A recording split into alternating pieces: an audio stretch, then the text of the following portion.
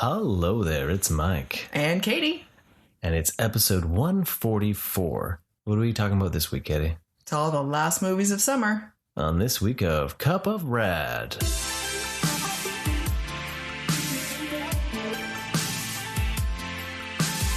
Hey everyone, we're back. That's right, another week of Cup of Rad. We're coming at you. It's the final. The summer's ended. Summer's ending. And you know what we realized? Because you had a couple weeks where you got to meet one of our friends, and then our Spoiler Squad episode, we never mentioned anything about our camping, really. Yeah, so this is the last bit of summer recap here. So we got to go camping a few weeks now. It feels like forever. And we got to really connect with nature and eat a ton of junk food, and it felt frickin' amazing. Yeah. One thing we did realize, though, on this camping trip that we decided that maybe next year we're going to try to do something a bit more spiritual almost. We're going to try to create a bit of our own retreat feel and go like back to nature. Yeah, okay, so at Seeds first, and nuts. I agree with some of this, but then at first it started a bit more of like a joke. So I don't know at what level it's kind of... you signed the paperwork, baby. A joke and also real at the same time. Because I've always wanted to do like a yoga retreat, but I don't want to pay for it. So we're going to make Mike's Zen Time Retreat. Yeah. Filled with peace and liberty. And tons of swimming. Yes. Well, we went up the lake every day. It was a weird week. It was the coolest weather that we had all summer, basically. Yeah. It was overcast. There was rain. Very small amounts of rain. Thank goodness. We put up our tarp. We had our tarp up. We had everything under. One day of rain. Yeah, one evening. But it was barely any rain. Nothing was like. We were worried that one day we were going to be trapped under our little canopy thing. We didn't. We even went swimming. Yeah, and the best day in the lake was actually the afternoon before it started raining, because it was still warm, because the clouds had just rolled in, kept all the hot air in. The beach was empty, and the water was beautifully warm. The warmest it was, because the couple days after it rained, the water was cold. And then the air was cold. And so it was cold no matter where you were. And it was kind of miserable. So right before it rained was actually the best. That was probably the most I had enjoyed that lake in a long time. Because I was just like, it almost kind of felt like a bath. Lukewarm, and you didn't want to get out, and the lake was empty, which we had the dock to ourselves. That was just super, super fun. Yeah. So we had a lot of fun playing in the shallower area. Mike was launching me and Kiddo, which was pretty awesome. And kind of playing in the shallower areas where you can kind of jump down to the bottom, and we, found out how long Mike can hold his breath. We found out how little I can hold my breath. I'm like a Navy SEAL. Yeah, dear, seriously, I can strike with no one knowing. And then I tried to go into the water and try to play and about drowned. So, I don't know what happened to me. Deadly ninja assassin. Yes, you are. For liberty and justice, right? If I had to hold my breath for 30 minutes for liberty and justice, I would do it. I would totally do it. I would drown doing it. And there's something magical, though, about holding your breath and letting out as much as you can so you sink. And then you can lay on the bottom. And you know what I found? I can't sink. Even if I try to let out all of my air. No, I float really well. Ladies and gentlemen, that's her ego talking. Yeah, I don't know. I wanted to not go. It's fun because you can go down and then you can hear everything. It's just fantastic. I wish I could open my eyes more, but I can't. Yeah.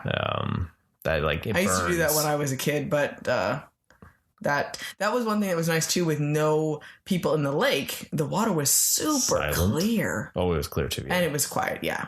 And then Kiddo had his little swimmer shoes on, and so then he'd walk and you could hear this scratching under the water. It was trippy. I love when we go out to the lake, though, we go out early enough when there's not a lot of people there, and I dive off the dock, and then you go out a little bit farther and I can just float and just listen, and it's before there's too many boats on the water, and it's just so nice. Yeah. But we got to do something we've been talking about forever. We paddleboarded. I've been talking about it forever too. And I was I kept saying, I found a paddleboard rental place And I kept like, okay, well, I should just go over and do it. Like, I had this great debate about whether I should do it. And then I waited until the last day of camping to finally call them and look it up. Because I kept forgetting. And then I was just going to go over there by myself. And then I started freaking out. And I was like, oh, then maybe I should bring you. And I should, oh my goodness, back and forth and back and forth. So then I finally decided that I would just bring them with me. And we would try that. And I'm so glad we committed and finally did it. You got to see how awesome I was. I'm just going to toot my own horn right now. And then, see, look at, Mike does have an ego at times. Well, you know. When you're so good at something. Well, I'm amazing at something. Yeah. So, okay, so this awesome little boat, like they did kayaks, canoes, paddle boards. You can also do like the little pedal boats there. Right in the more of the heart of the lake's little town area, which we never go to. Because it's busy. It's the tourist portion. It's the tourist portion. And so we thought, you know, it'd be perfect because it's the weekday.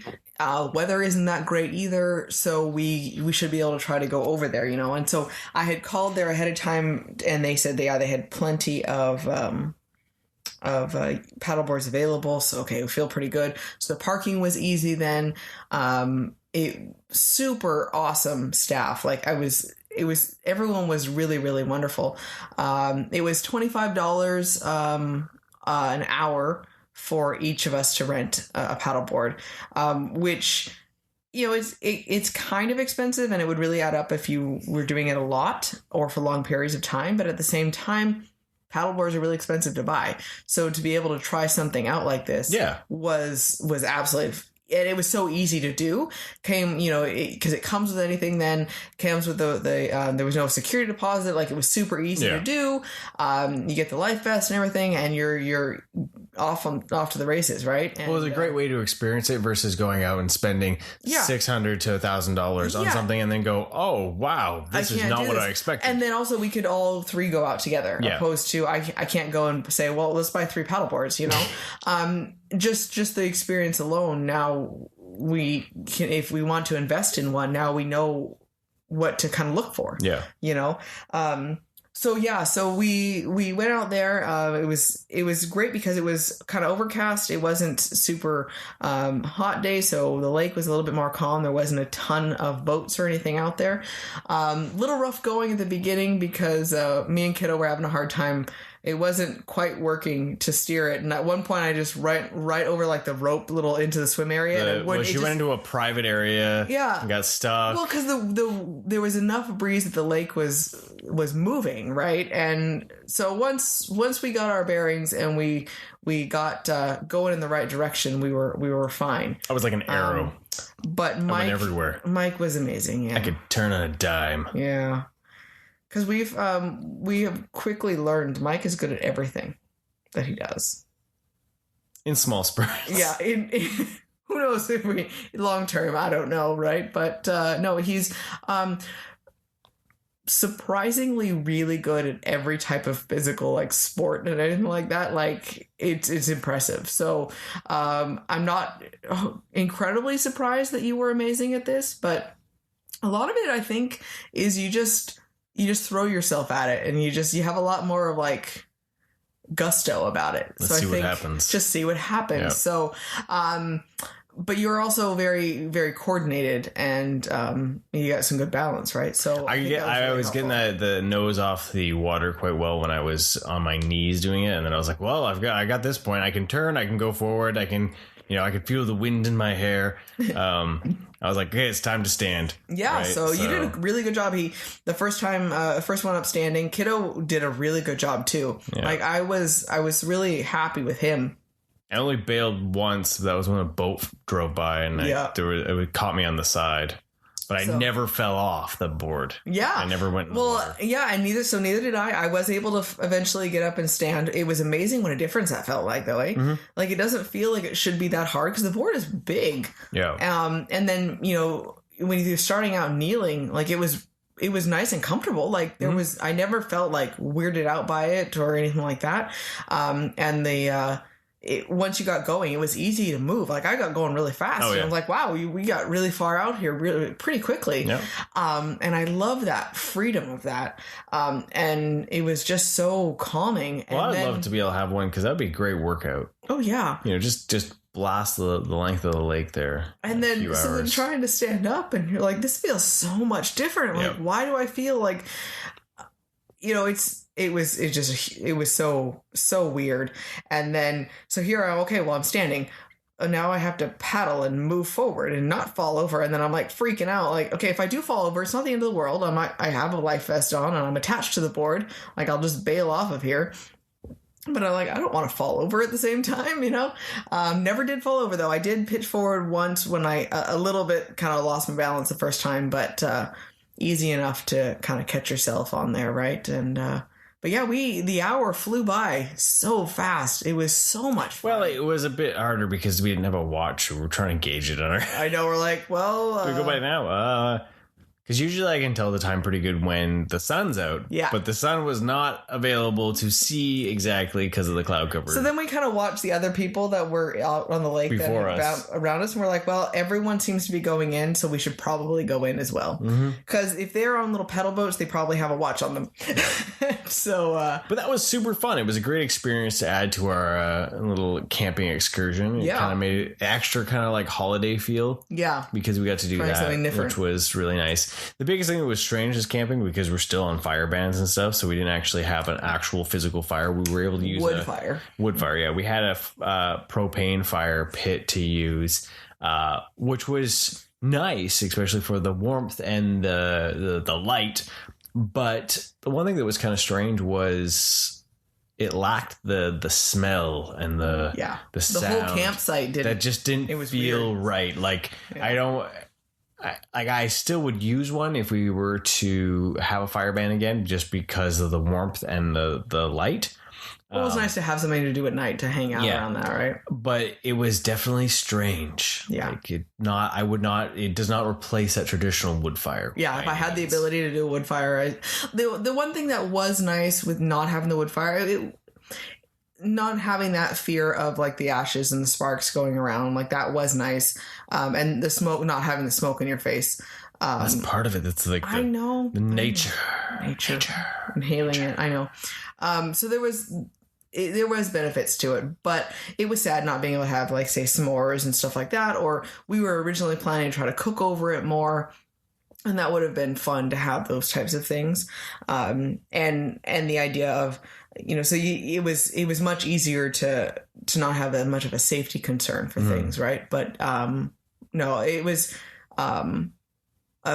a wood fire is warmer as well. I think it was because then you start having it radiates more. Exactly. That one you had to turn the propane fire pit up really high to be able to have warmth, in a substantial warmth from it. And then it was so bright. Yeah. A wood fire you could sit on the opposite side of it, so you're not staring into the fire and still feel the warmth because the metal is heated up, right? So it was definitely a different experience for sure. Yeah. But yeah, I mean, overall camping worked out great. We played games, we read. My chair was amazing that I had, big comfy chair. We walked around the campsite. We swam every day. It was a good week. It felt like a vacation. Fun. Yeah, I had my phone off the entire week, so that was really cool. It helped because I didn't have any data, so that was even more beneficial. And yeah, I thoroughly enjoyed it. It went by really quick, but at the same time, it didn't feel like, it was too quickly at the same time. It was still nice to go home. So it was a perfect balance, I think. Yeah. So. And then we got to do something else that we've been talking about doing the entire summer, but we just kept not doing it. Because me and Kiddo, we got really big into watching Wipeout this summer. That was for some reason. That was their thing. Well, last like COVID time when lockdown and all that, it was Floor is Lava, and then we didn't have that again, and we're like, well, what can we watch that So we started watching Wipeout. Well, anyways, in a little town near us, it's a tourist destination, Harrison Hot Springs. Mm-hmm. There is a water park, and it's an inflatable water park that's on the water that is full of like rope swings and monkey bars, and there's like a spinning tilt-a-whirl kind of thing that you have to climb on, and like a teeter-totter giant wire, and there's slides that go into the lake. And it's a really unique experience for sure. One of those blob things that you see in all camp movies, right? So we'd been wanting to go to this, so we finally decided to do it. It was the last kind of big hurrah for our summer. Yeah. So we headed out to do this. It's recommended you wear a wetsuit because the lake is cold. We decided to opt for the wetsuit. He wasn't going to originally. It was a little bit of an upcharge for it. I'm so glad he changed his mind and said, no, we're doing this for the wetsuit. Because you got to book your time. Super recommended. Yeah, totally recommended to wear the wetsuit. It makes you feel like a superhero. Well, because it's such a really cold lake. But I could have dealt with the temperature, but it was the slaps against the water that it actually really helped protect against. So there was so many benefits from it. And then you didn't have to worry about your swimsuit riding up in any weird places or anything. Like, it was just like, you could just run for it. Yeah. So that was really a bonus. It was weird to wear a wetsuit, but I do any part of me that wasn't in the wetsuit when I was in the water was cold. Yes. Any part of me that was covered by the wetsuit was 100% fine. Yeah. So it makes a difference then. It made a huge difference, I believe, for the enjoyment of this. But this thing was super cool. So you had slides you could go down, and it was our little mini wipeout moment because the first thing we did was we went for the monkey bars. Yeah, that's where we ended up first. And that was our first introduction to how cold the lake really was. Yeah. So yeah, they're swinging. They're monkey bars that are on the chain, so they swing around. And so Kiddo tried going first. He got about halfway, and then he dropped into the water. He got like 2 rungs and dropped into the water. Well, he got farther than I did. Then you went to go, and I think if you had waited for him to be cleared out of the area, you might have made it across. But you lost your momentum because he was there. I didn't expect him to take so long to pull himself out of the right. Out of the so then the you water. just ended up like sitting there, and you were swinging, and then it stopped swinging, and then I couldn't get enough swing to get to the next one, and I dropped in, and that was it was a shock when I went into the water because it was cold. Yeah. Right. But it was so much fun because it's like you're on a playground. Yeah. But you can jump into the water. Yeah. Right. So it was super cool to have those experiences. We got to use the tilt-a-whirl thing. That was really fun. So like this giant like ball with like big like nobules off of it. Mm-hmm. You climb around and it spins. Like a giant top almost, right? And so you hold on to the handles on the side, and then it, because as you change your distribution of weight, it goes up and down, depending on how many people you have on it. And that was, I think, my favorite thing. So there was a smaller one. We did that for a bit, and then we found there was a bigger one. I didn't realize. So we got the small one. I was like, okay, well, this is fun, And then I find you guys, and you're on this other one out there, and I'm like, okay. I get out there, I'm like, why is this one so much harder to get on? Yeah. And then I get up there, and this feels taller. And then you were like 20 feet in the air. Yeah. Well, because at one point, like, you were on the opposite side of it. So you were down low by the water, and I'm up on the top of this thing, and I'm like laying on the top, all like spread eagle, holding on to these handles, and my legs wrapped around the one pillar. So, cause that helped me a lot for extra support. And yeah, you're really high up. Yeah. And there was this teenage girl that was hanging out there with us. She had climbed up on it, and she had slipped a few times. Like, she was holding onto these handles and her feet slipped. Yeah. I was like, if you fell off the top of that thing into the water, it was a long drop. I was trying to fall off, but I didn't want to like let go. I was trying to honestly, I was trying to get you and Kiddo off. Yeah, no. Well, then at one point, so here I am up the top of this thing, and all of a sudden he lets go. I hear this splash, and I go careening down towards the water, and then you're almost like holding on, hanging off the bottom of it. Yeah. I'm like, well, crap. Like, this is terrifying.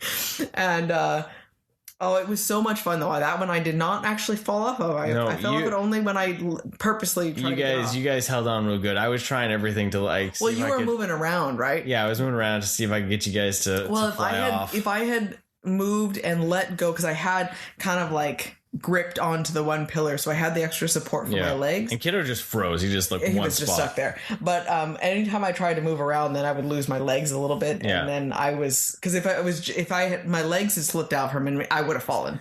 But I was living my best action star life. Oh, he was. I when we got to the top, we were at the top. I was moving around at least too, and we needed it to spin away. I would just let go and just kind of slide down the ball and then grab on as it helped it spun around. Like I was having I could have been there for hours on that one thing alone. Like, I was kind of sad I didn't get back to it. Out of the three of us, Mike definitely had the most fun. He was just like, "This is awesome." Well, because you're wet too. You could it was like there was one area where it was like raised up, so like you couldn't really run because you're not allowed to run. But you could jump and slide on your butt. Like it was like going over the hood of a car. Yeah. Right. And me and Kiddo jump up and just stopped. And then the some of the slides that were on the platform as well, connected to the platform that didn't go into the lake, you slide down and you skid across, Yeah. It was just, Well, the slides into the water were pretty much vertical drops. Yeah. And those were pretty intense because then you hit the water and you're kind of sitting in the water and you slide onto your back and kind of somersault backwards down into the lake. Yeah. So that was pretty intense. It hits you hard too. Oh yeah. Was pretty. We had one dangerous moment though. Katie got her leg stuck. Oh goodness. It was terrifying. It was traumatic. She slipped on she was trying to get on the there was this teeter-totter. Really difficult to get up on. I'm very sad I wasn't able to get up there, but I wasn't going to try again after what had happened. But it's kind of like a mixed ladder handle thing. It wasn't it was like a plastic round tube across to try to make the ladder rung, and I was trying to pull myself up and my foot slipped and it went both my legs went up to my knee bend, and it was jammed between the teeter-totter and there, so my legs were stuck and it was at water level, so I'm holding onto the handle above it because I'm afraid if I let go my head wouldn't go in the water because of my life vest, but then I would be laying in the water without the height leverage, the leverage to be able to pull my legs out, but I couldn't let go of the handle to help maneuver my leg out. So, and then of course I'm starting to panic. It wasn't comfortable, but Mike, thank goodness, was there. So benefit of not separating. Luckily, there was another gentleman there that I think he would have come out and helped if I needed to. But long story short, I have these lovely bruises on the back of my legs. I look pretty beat up there, and my forearms were quite sore after death grip on there. And so I just pulled myself onto the little platform and hung out there for a little while and just recovered. But I was able to continue on. Mike was afraid that I would just call it. It was like time. 20 minutes, not even 20 minutes into our time there. Oh, I felt so bad. I was like, oh no, because we had 2 hours there. I was like, oh no, she's hurt. We're going to have to leave. We're waiting all summer to go. So I'm so glad I actually recovered pretty quickly. Yeah. Because nothing actually got tweaked, right? I didn't tweak my joint. My joint does not hurt. My knee doesn't hurt. Thank goodness. It could have been much worse. I mean, I can deal with some of the bruises. They're gnarly looking, but that's the only thing that hurts. So I will take it. Yeah. But I know you were very, very excited for the blob. So after we had done the monkey bars, we kept looking for the thing to open up. So as soon as you saw that it was open, we made our way up to the blob. So how did that go? The blob was fun, but it did kind of suck because you need someone that's heavier than you to launch you. Yeah. Because I launched Kiddo. Mm-hmm. No, I launched you. You launched Kiddo. I launched Kiddo, yes. Then I launched you. Yes, and so I hit the water. No, a Kiddo launched me too, at one point, which was really boring. Yeah, well, what happened was my first time to be launched. It was a child. And I didn't even get launched off the blob. I just kind of it just bubbled up. And then it was your turn's over. So you just got to slide off. Right. And I was like, oh. And then, one of the times Kiddo launched me and I just kind of bumped up and then slid off of it a little bit, which was quite funny. But when we were able to successfully launch one another, the first one though, as I flew up and I hit square on my lower back and my tailbone, and that's how I landed in the water. And it was like someone had slapped me really hard in my lower back, and it was just like I was surprised on how much it stung. Like you don't realize that how much you do fly up enough to really make that difference, because I had no control how I would have landed at all. Like I'm not that high up in the air to be able to make any sort of corrections. Right. You just go flying off of this giant pillow thing, right? The jumping off onto the pillow was actually a lot more daunting than I would have expected. Yeah, the jumping onto the pillow was actually oh geez, because you have to hit it a certain way. Yeah. Right. You have to land on your back. Yeah. You have to just drop down on, and it's a good 15-foot drop. Yeah. So that was a bit daunting for sure. And that's what froze Kiddo. He couldn't do it when we went back later. Yeah, because he did it the first time where he kind of on accident pencil dived a little bit more and then kind of rolled off the pillow. And then the second time he did it, but that was when he launched me, so that was nothing really. Yeah. And then I launched him, and he flew pretty good. That was pretty awesome to see. Yeah, that was pretty awesome. But yeah, it was just the jumping onto the pillow, because you got a butt drop on it, right? Yeah. And you just got to hit it in a certain place, and yeah. And then we ended it there, and Mike launched me, and this time I laid a bit different with what it was a different lifeguard, gave us this idea of how to lay, but I kind of twisted a little bit, and in doing so, then I landed kind of on my whole left side of my body, and my head kind of smacked into the water. That was not incredibly comfortable, but I didn't get the wind knocked out of me. That was what she kept saying to watch out for. I was able to move right away, but it was just really jarring. So I am glad though that I'm sore from lifting myself up out of the water repeatedly, but I don't feel like I have any injuries. Nothing is tweaked. So as much as it was jarring, I don't feel injured from it at all. So that's a good sign. All lessons learned from it, right? Like it was a lot of fun on the blob, but it was definitely, it kind of has to have a perfect storm of the right weight and all that sort of stuff. You almost, for some adults, you almost need two people to launch you, right? Yeah, exactly. Kids, you can easily fling them like no other, but right. The slides were really fun. I like going off the high slides, the vertical slides into the water. Yeah, the rope was okay, but it was fun. But there's a rope swing. There's a rope swing, right? But they said the water level had gone down, so it was really kind of freaky because you'd land in the water and then just be able to stand up. Yeah, that was pretty scary. But I had a lot of fun on the Tilted Whirl. I did finally get on the teeter-totter with Kiddo, and then that girl had followed us around. He ended up just pulling Kiddo up onto the teeter-totter. So, and then they were both on one side, and then I had to try to get at my tilt back and forth, and that was pretty fun. But the idea that we were all on one side of the teeter-totter, well, how are you going to get to the other side? Well, I just grabbed the handles and flipped myself over, and Kiddo was just like, I don't know how you do this. And I'm like, you just got to throw yourself. We're literally in a place where all the equipment's soft. Yeah. All the water, yes, it can kind of hurt if you hit it. Yeah. But this was your time to flail. This is action star movie moment. This is what I live for. Right? Well, I mean, even for myself, the only time I hurt myself was when I got pinned into something. Yeah. It wasn't from falling or anything like that. Yeah. Right? So it was such a kind of a freak situation. Yeah. That, the flailing about on things never hurt. Yeah. Right. So I was surprised, and then we kept asking him, how would you fare on Wipeout? Oh, I could totally do it. Yeah. Yeah, sure. Yeah, right. Right. But I had fun. I would go back in a heartbeat. I could have been there all day. Yeah. I could have booked all. Okay, I'm very proud of Mike. Okay, so this rope swing. So this was funny because Kiddo, he was worried about it.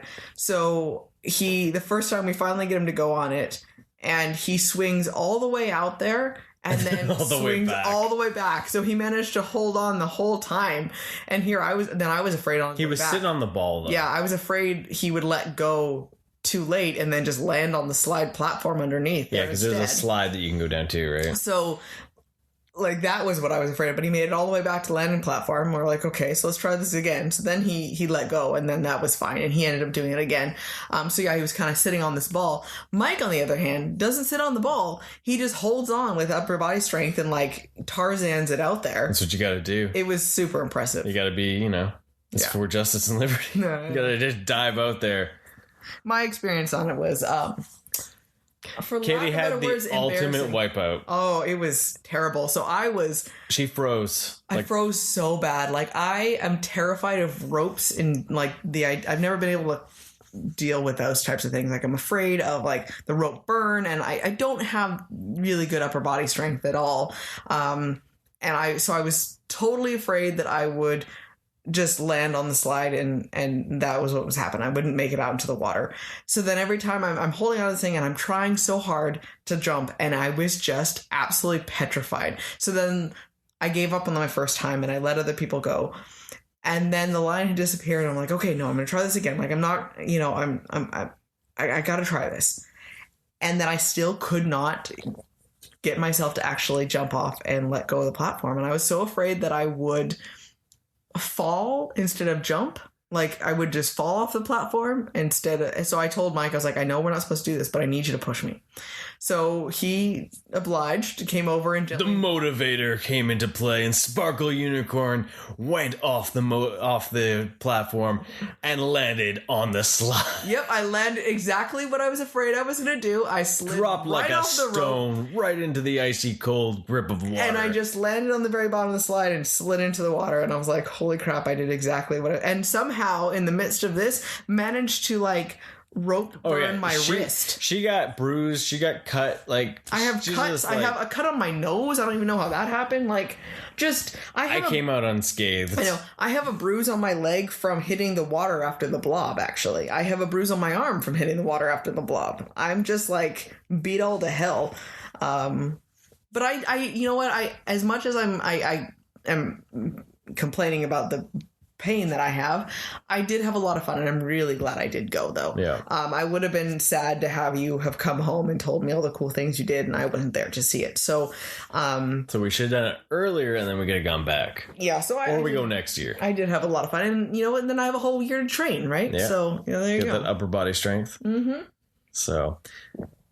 But it was a lot of fun. Like I enjoyed it more than a regular water park, because really there was not a lot of standing around and waiting for a slide. Yeah. You could, if a slide was too busy, you could just run over to another one and just slide. There wasn't a ton of people, with it being, you have to book the times. And so that was really helpful. Yeah. That it never once felt like I couldn't do something. Yeah. Because at any given moment I could look over and be like, oh yeah, this slide is free, or this thing was free. I could try everything. And everyone was so nice out there too. Mm-hmm. All the adults were really, really happy. Like it was just really, it was a good experience with a lot of nice. Yep. Yeah. So the only time I fell was when I was taking my wetsuit off. And it's because comedy gold right here. It was the pure, like, it was literally like what you I missed it. I'm very sad. In a movie. So you have to take your wetsuit off in the water when you get back to the beach. No one listened to anyone.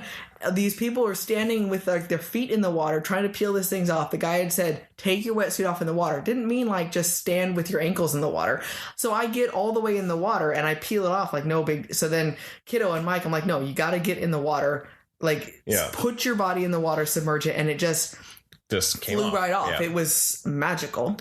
So then I'm up there. I had gotten it off. I'm trying to lay it down there, and I didn't see any of this that had happened with Mike. So this is not to make fun of what happened. This is just more or less one of those moments that you don't expect to happen in real life.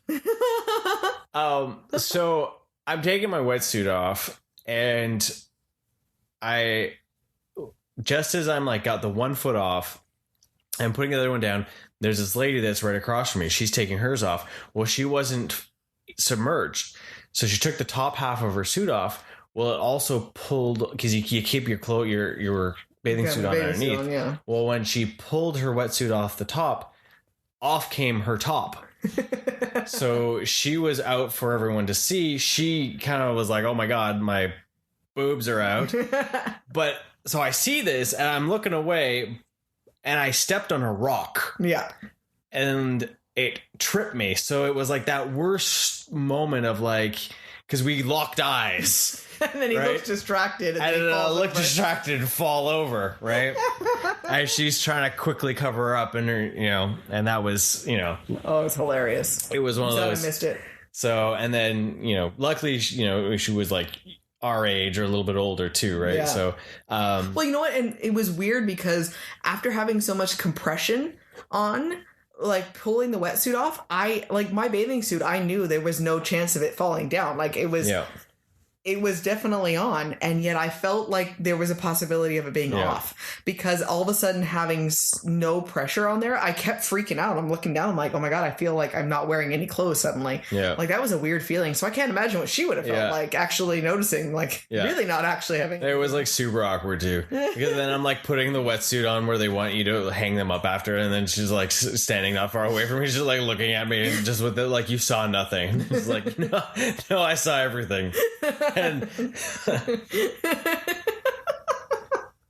just one of those moments, like that's hilarious. You literally, it's like that comedy gold moment, where it felt like something straight out of a comedy movie. That's awesome, right? That's awesome.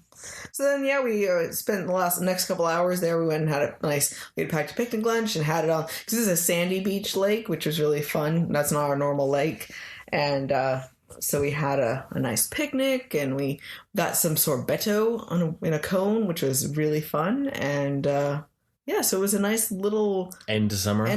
Because the weather was really nice and sunny while we were at the park. It had clouded up for the afternoon, so I'm really happy we went in the morning, even more so. So it went really nice and easy. It was wonderful. Yeah.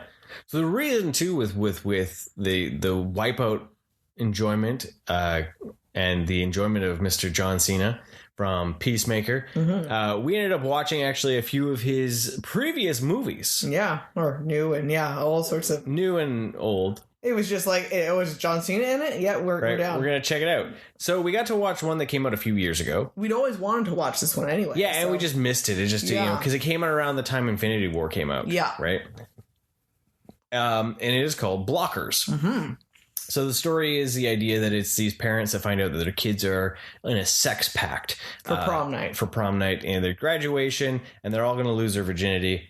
And the parents are like, no, we're going to stop this. Yeah. So John Cena plays this one dad that's all about sports and has a real connection to his daughter. He's a bit of a crier. Mm-hmm. And he's very straight laced, but also like very, it was nice because he wasn't, scary or anything. Like he was very emotionally attached to his daughter, but just wanted the best for her and really pushed for that to be her best, right? Yeah. And then Leslie Mann, she was a single mom. Very much like her daughter was her best friend, and she was dealing with a lot of the struggle of her daughter going off to college and not wanting to. She wanted to say that she was okay with letting her go, but it was not. Like she really, really, really wanted to keep her there forever, right? Yeah. And then Ike Barinholtz plays the third parent who is not involved in his daughter's life because they were divorced and been painted to be the bad guy, the one that broke everything up, and so he's not involved at all. And So he shows up with a limo to kind of be like, I'm the cool dad. Yeah, like I got to make your prom night as best as possible, and he's very much okay with anything that's going on with this. And he's like, you guys can't interfere and what's going on or anything. They have to just do their night and be them, right? Yeah. Because he also knows something that no one else knows about his daughter. He's been able to figure it out. Yeah, that she's a lesbian. Yeah. Right? But she's dating. She's not out. Yeah. Right? Well, because then as soon as he finds out, they're like, well, they're in the sex pact. Oh, well, she's not going to do anything. Well, why not? Because she's a lesbian. What? Like, right. And so he feels totally comfortable, but then he's worried that the friends are pressuring her to do something that she doesn't want to do. Then he realizes that he needs to stop it because he doesn't want her to make a mistake. Mm-hmm. Right. So, because it's basically like if she had a female for a date, I think he would have been probably fine with it. Yeah. That he was more worried that she was doing something that wasn't true to herself. Yeah. Which was really cool to see that painted, right? Right? Because it was a whole different level of then he showed that he actually was more intuitive about his daughter than you would have expected him to be. Right? Yeah.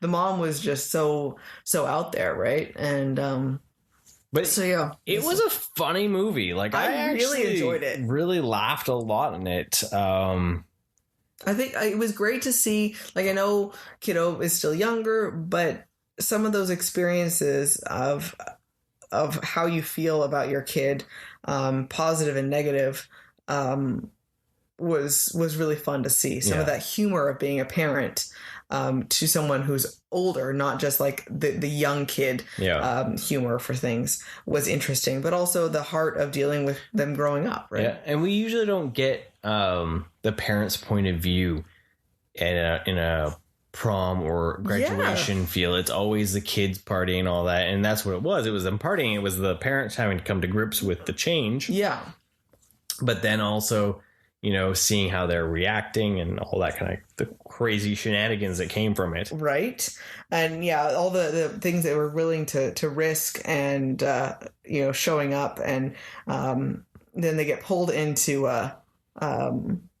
they're going to all these different locations and kind of trying to chase them around for things. Right. The ass chugging. That was so terrible. Like it made me cringe. Right. Like I just chugged a 40 in my ass. Oh, it was so terrible. Oh, so uncomfortable there. I don't even have words. Like I love it.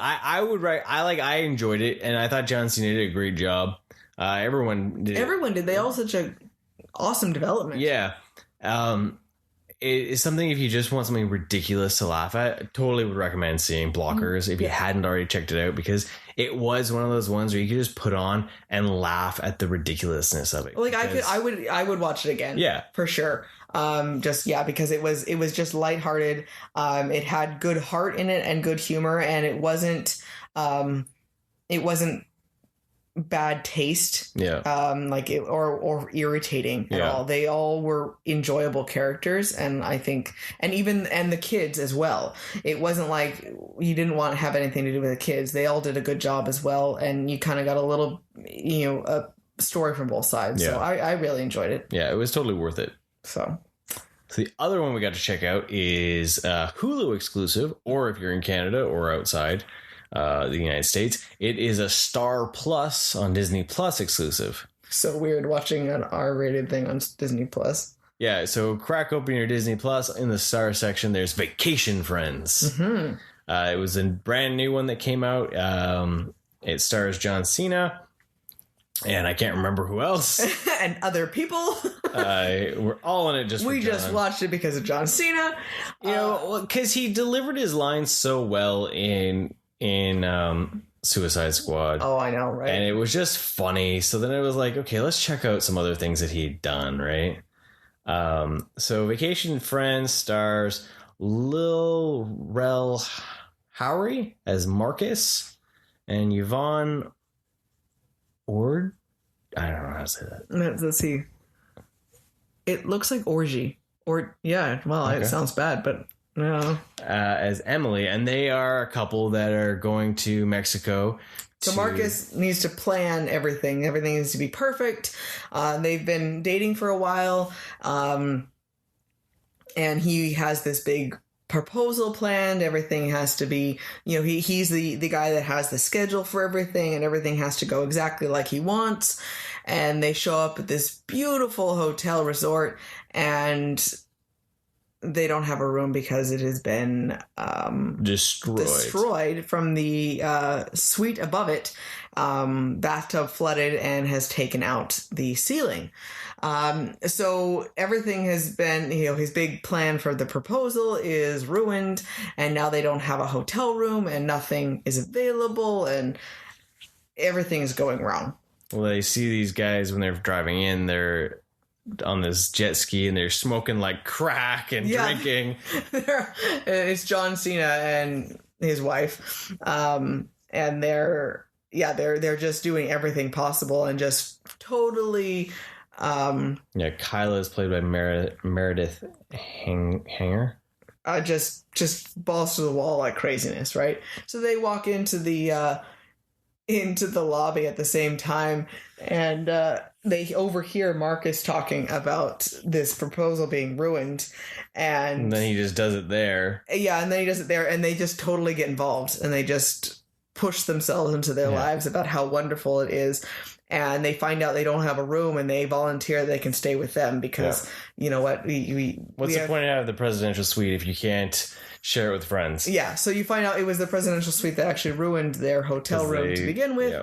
So it was actually them because they had left the bathtub on. And so they're in this, they get welcomed to the presidential suite, and you find out that they're just, they go on vacation and they do all the drugs. They just do everything, and they just spend all their money on a margarita. All their money goes into it, and they expect him to be just loaded financially, and they find out that he's a park ranger, and she's like a nurse. She works for a doctor, holistic doctor or something. Yeah. And so they're completely different in their personalities, right?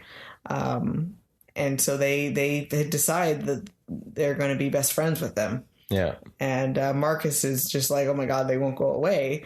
And so they finally let into it. They party up. They spend their week partying, and then they just go crazy, and they just let it happen to the point of it being like, let's not talk about what happened here. Like, well, they wake up and they're just completely hungover. It was supposed to be the day they're supposed to be flying home, and they wake up and they just don't remember anything. They blacked out, and they're all just what crazy night for sure. And so then they're at the airport, and it's just like, okay, we can't ever talk to these people again.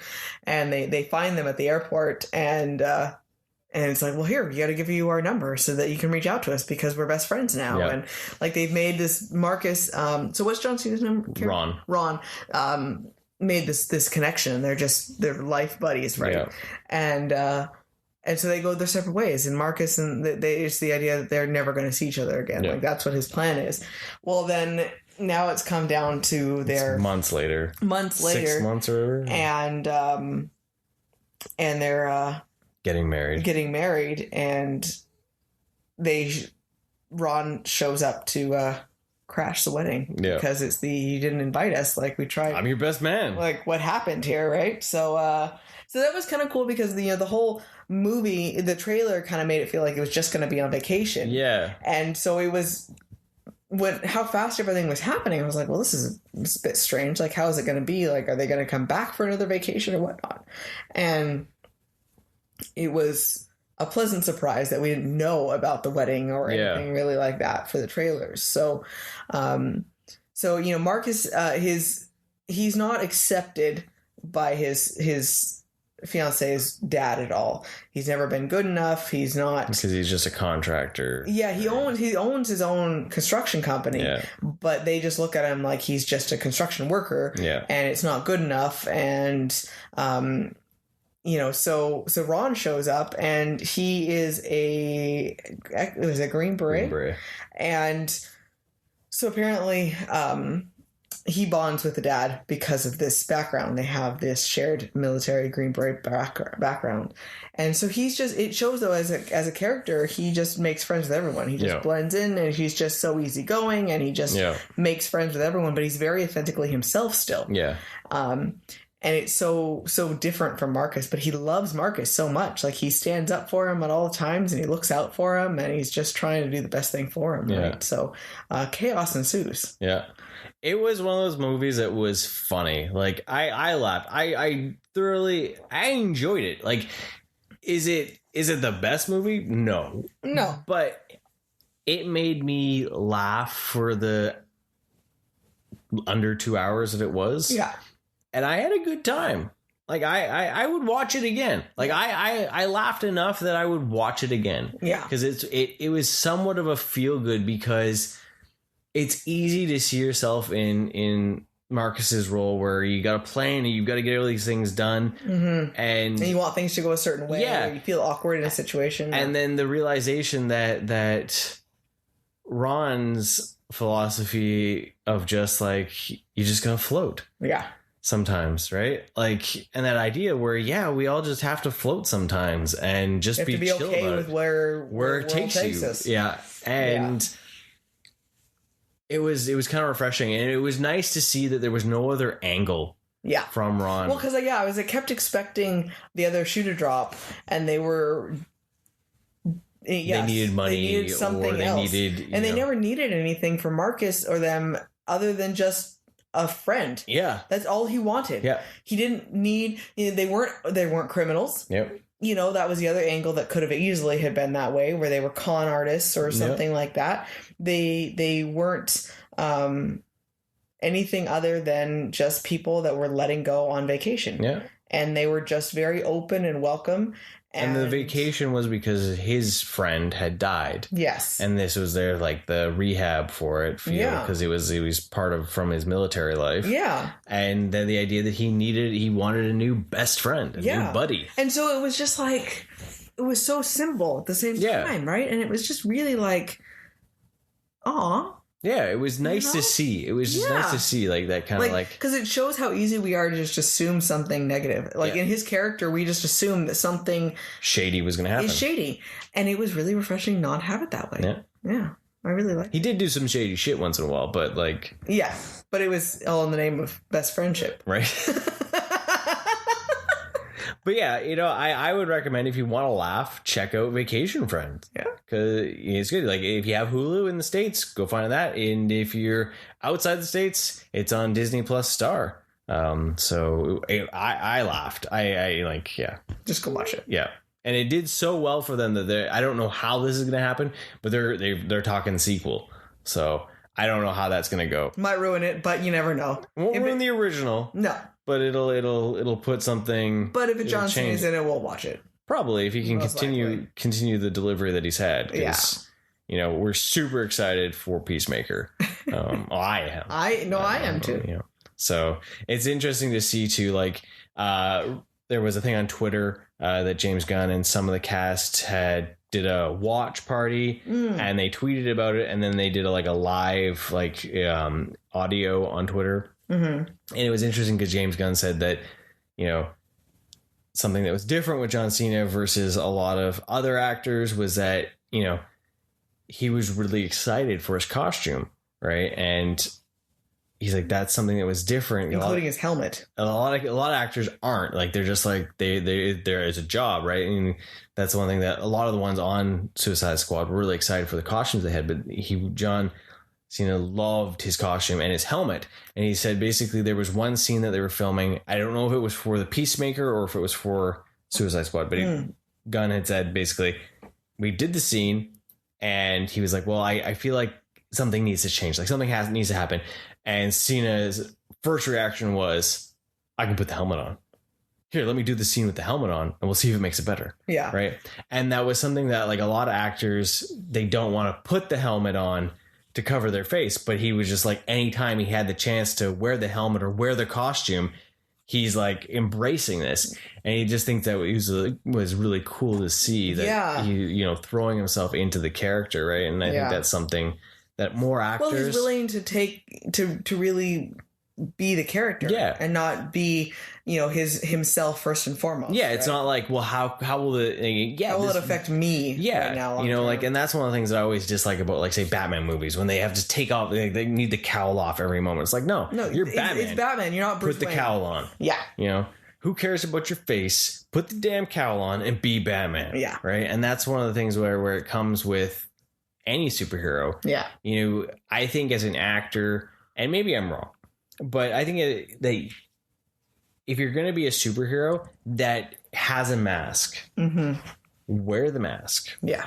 Because this is your bread and butter movie. Yeah. You can have your face out in any drama or anything else you do, but if you're going to be in a superhero movie, expect to wear the mask. Yeah. Be the superhero. Embrace the mask, right? Never take it off, right? Yeah. That's the idea. And that's one thing that I liked with, say, in the Suicide Squad with Bloodsport. The only reason why that mask came off in that end scene was because it broke. Yeah. And it had a reason. Yeah. And then it wasn't like he just was like, oh, I just don't want I'm tired of my mask, right? No, it broke and it made sense for the story then, right?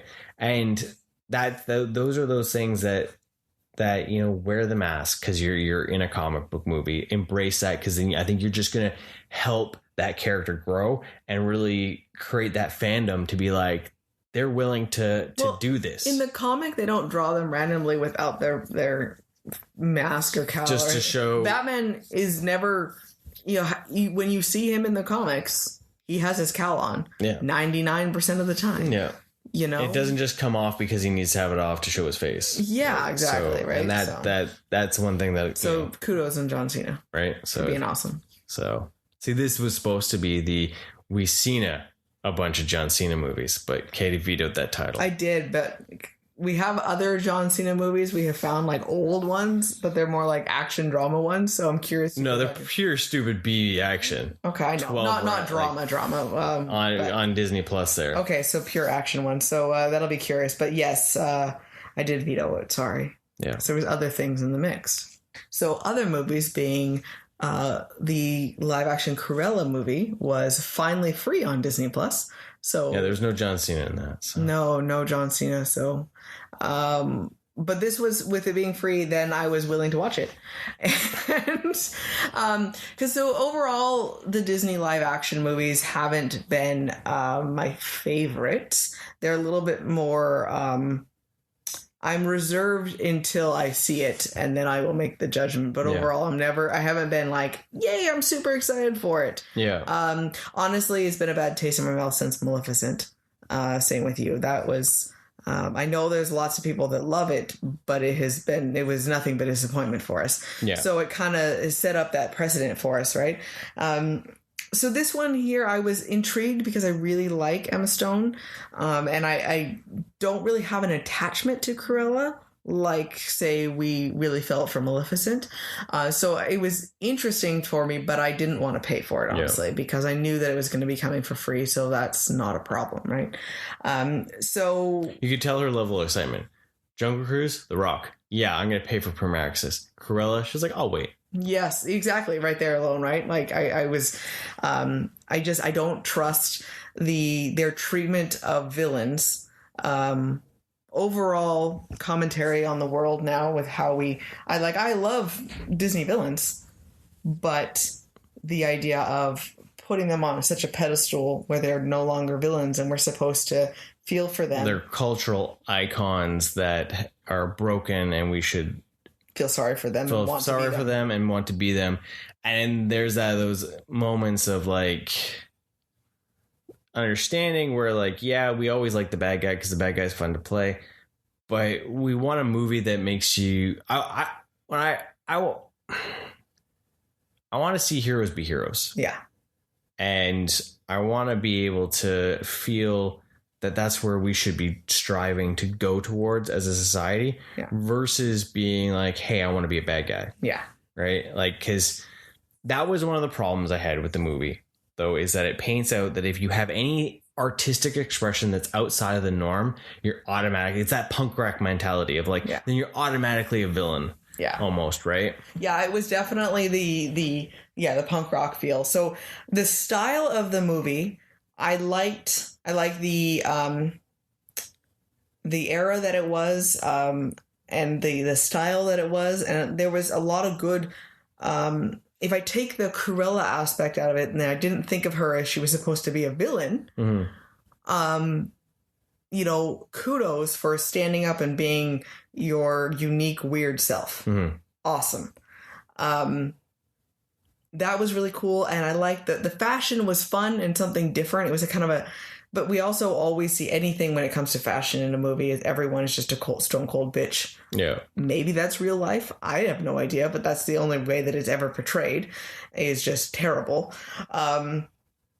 So there was I like the nods. You had her henchmen and her friend were the same names. You had you had Roger and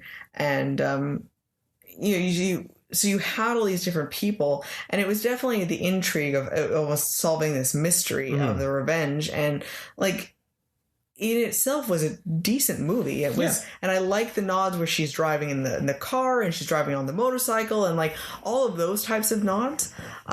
So I liked, for those things, I liked it more than I was expecting, because it felt like it cared more about the source material than, say, Maleficent did. But at the same time, you know, you had the big villain of the story was the fashion, does the empress or the empress or the baroness. You know, she was the villain, but at the same, you know, Cruella looked at her like, well, she treated everyone so poorly and so badly, but she also started to become her. So she was that, you know, revered it at the same time. And the only way that you can get anywhere is to also be like that and be cold. And so she didn't like what she took from her, but she also wanted to be like her. Yeah. So I don't know what kind of a message that's good to share to people. You know? So yeah, she wasn't the villain, but you can see that she will become the villain because now she has become this more cold. But it was just really mixed signals with that, and that's where it's kind of like, right? It's like Disney's version of the Joker. Yes, of the Joker film, right? Yeah, exactly. Right, it's like the PG-13 version of Joker, where you know you're somehow rooting for someone that has mental illness to do something bad, right? So like, I like the nods to it. I like because you know I always liked 101 Dalmatians. Again, I don't really care about Cruella herself, but I like the nods to it. And as I say, like driving the vehicle and looking all crazy. And I like the movie in itself, a lot of the visuals and those types of things. But it still is, it can't get away from the fact that I dislike that we're putting these villains on pedestals like that too much, right? So, and well, it's because that idea that it is still a kid, like where Suicide Squad is about bad guys and they're likable bad guys. It's an adult movie for adult minds to be able to understand the unpack, separation, right? Yeah, and realize that even still they're doing bad things, but at the end they're still going back to jail. Yeah, right. Like even though they did something good for the world, they're still going back to jail or they're dead. Yeah, right. Whereas say Cruella, it ends where basically 101 Dalmatians starts. Yeah. So it's like, okay, so you built up Emma Stone to be this Cruella that's somewhat likable, and she's this quirky fashionista, you know, punk rock rebel. Doing what she wants, you know, making a statement. So when they do make Cruella 2, which should technically be 101 Dalmatians, how is she going to kill puppies? Yeah, because I kept watching. I'm like, how is she going to be the person that turns... Why are we rooting for the person who wants to skin a bunch of puppies? Yeah.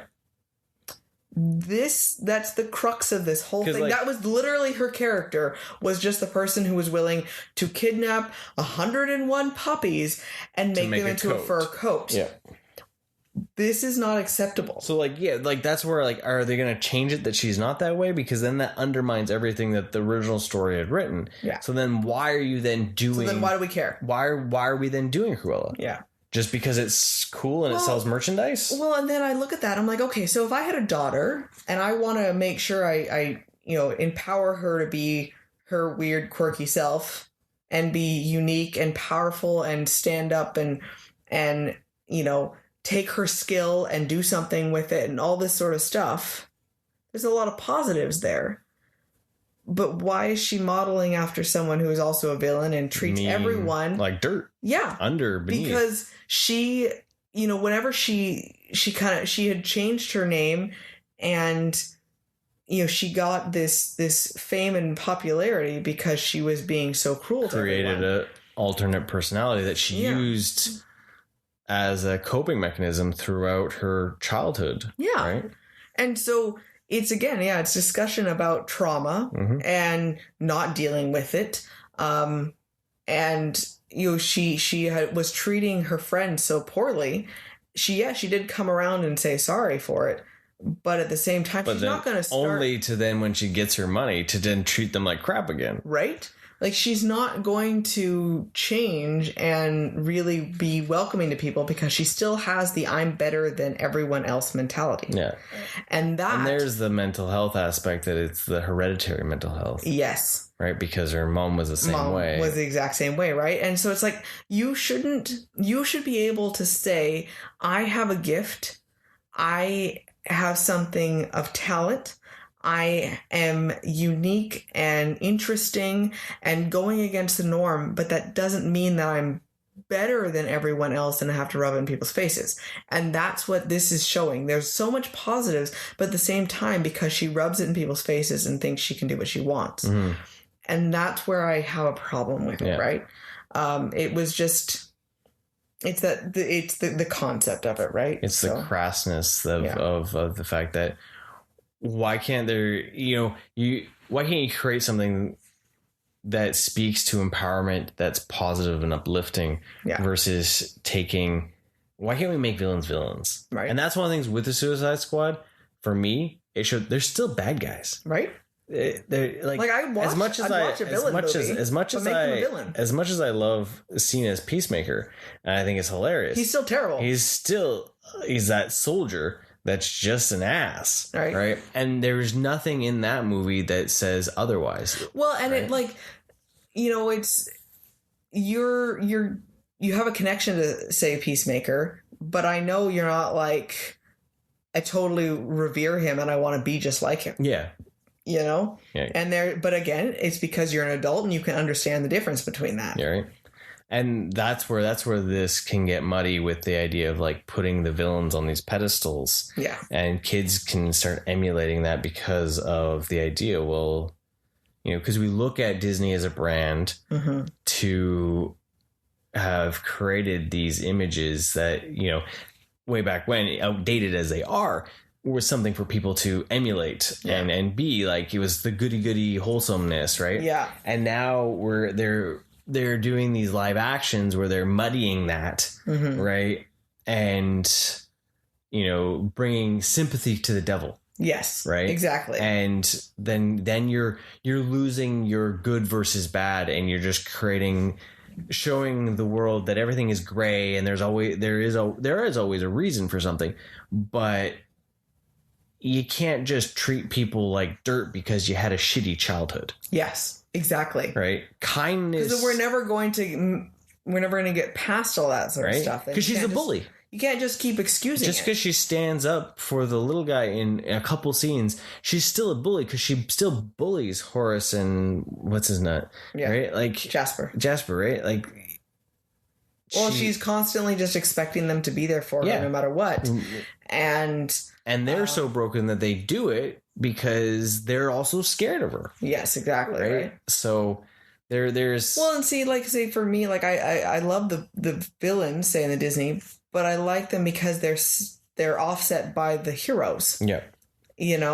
I love, say, Little Mermaid. I love Ursula as a villain. I think she's interesting and she's so boisterous and she, she's definitely scorned. But I'm still really happy when Eric guts her. Like, that's okay. Right. Because I'm really happy that she is not going to hurt anyone else. I don't really care about her background. Yeah. I don't need to see why she's so scorned and feel bad and say, well, obviously, most likely she was put down and not thought of as potential, and maybe it was unfair. Maybe it was. But it doesn't mean that just because she was in an unfair position that she can now manipulate people and take people's lives away just for fun. Yeah. It doesn't give her the right to do that. Yeah. And I think that's, it's like, why can't we just leave it be? I guess it's the idea of humanizing so we can feel something for... I know. Right. I think and I'm afraid so much that it's there to just make us feel better about it's one thing to recognize the darkness that human beings have, but is it really making us better to recognize some of that stuff, because we're not actually recognizing it to get better. We're recognizing it to say it's okay that we suck sometimes. Like, I don't know. I know it sounds really harsh, but, you know, I'm all for recognizing mental health issues and understanding that it's a legitimate thing. Mm-hmm. I'm 100% supporting There's that. better forums to do it in. But not saying that it's okay to hurt people because of it and just say, well, it's how I am. Let's say Cruella was the most interesting thing about 101 Dalmatians. Yeah. Right? But it's because of what she does. Right. She is the foil to the boring white puppies. Right. Right? Like, it's the whole driving force of that. Well, she's colorful. She's crazy looking. Right. She's just, you know, she's out there. Yeah.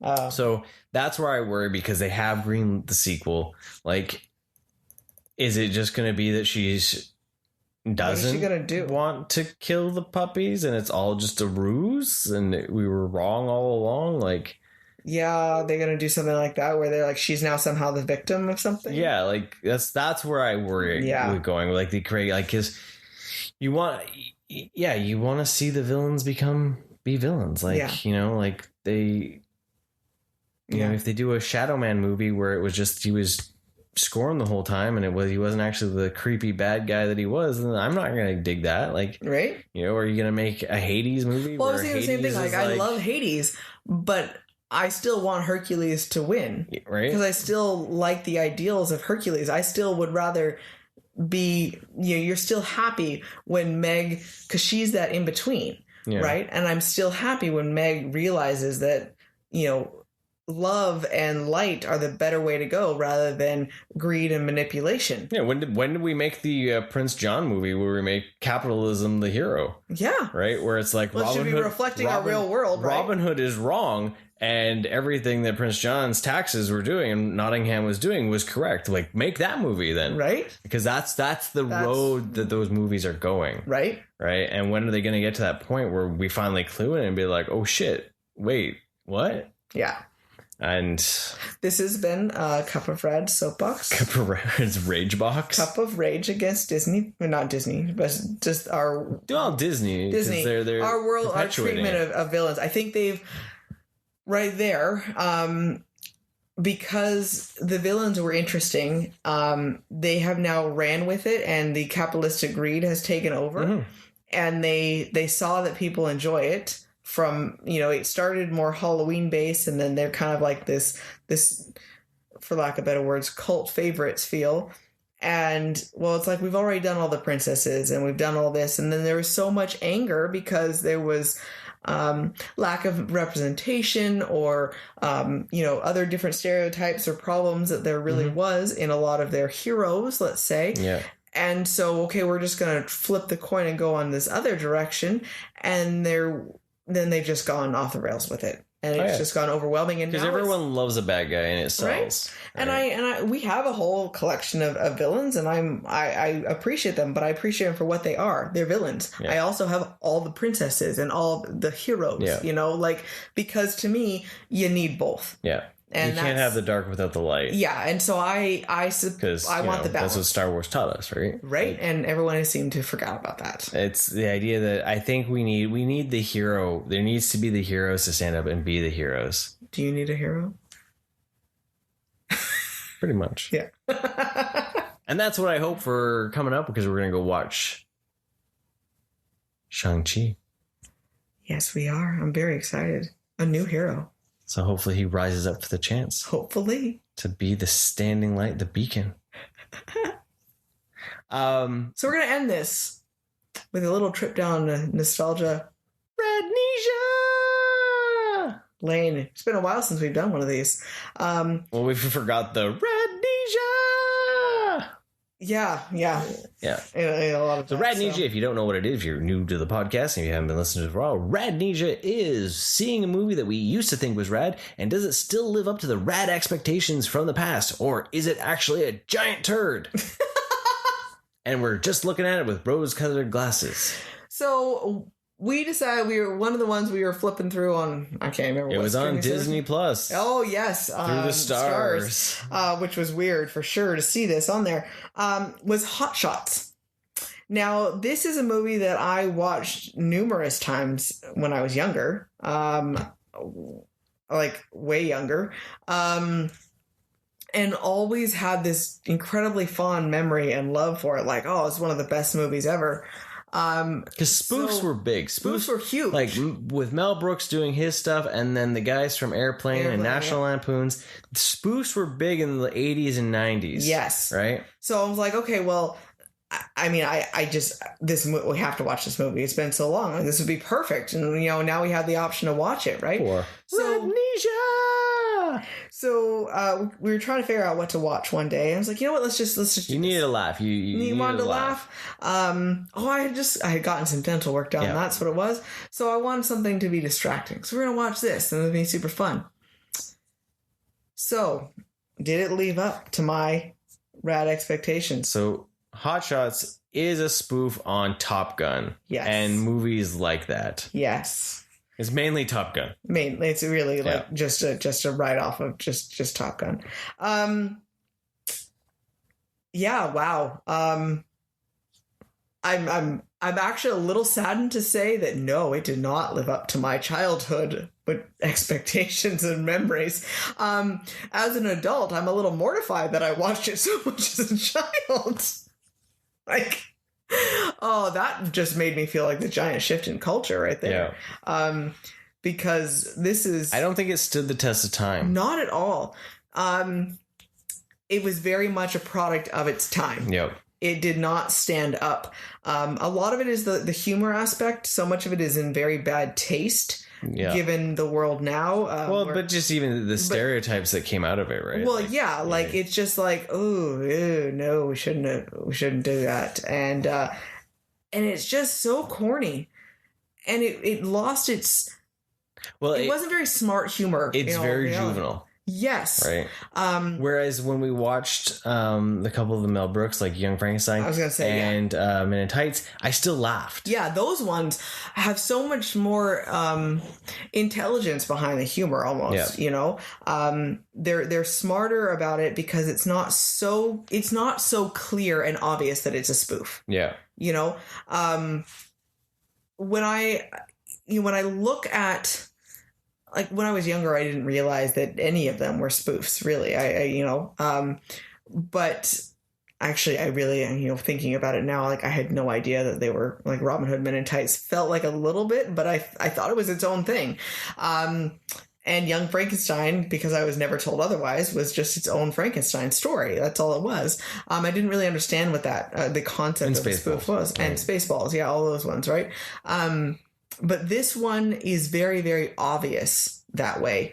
And just... Well, there's scene for scene reconstructions. Yeah. That also then are like enhanced with like goofball shenanigans. Yeah. And then, I mean, some of the jokes are still really funny by all means. Some of them, like there was still points where I really did laugh. But overall, the idea where I used to say, oh, Hot Shots, I love that movie. It was hilarious.